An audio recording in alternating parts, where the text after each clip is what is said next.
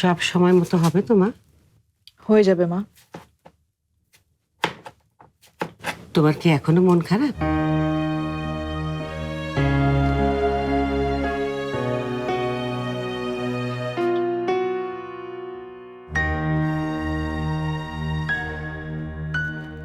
লেবু শরবত বানাবো নাকি লাচ্ছি? লেবু শরবত তুমি বানাবে কেন? সেটা তো এবারে নিয়ম অনুযায়ী হবে। আজকে নিনার প্রথম রোজা। আমি তোমাকে সকালেই বলেছি যে বাদামি শরবত বানাতে হবে।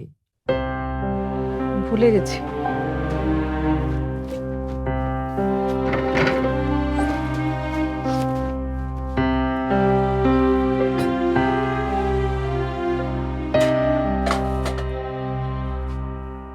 বিপাশা, জি মা।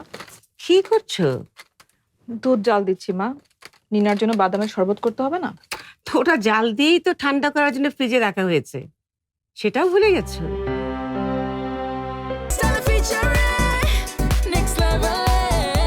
Well done, side by side, fridge. ভুলে গেছি। ভুলে যাওয়াই তো স্বাভাবিক।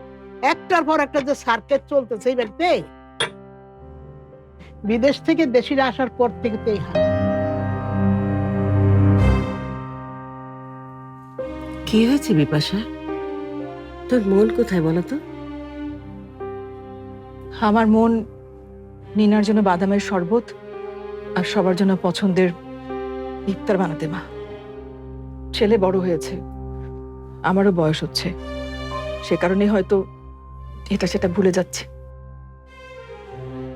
কালকের ঘটনায় এখনো কষ্ট পাচ্ছ?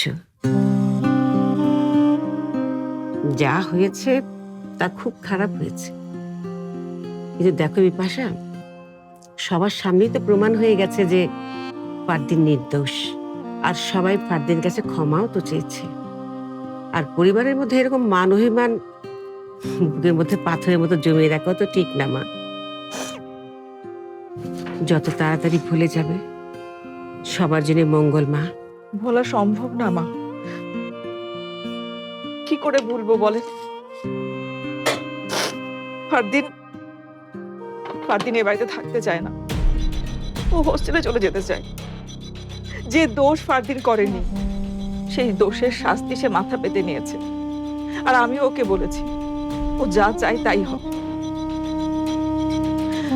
আজ আজ নিনার প্রথম রোজা সেলিব্রেট হবে এই বাড়িতে, আর ফারদিনের হয়তো শেষ রোজা।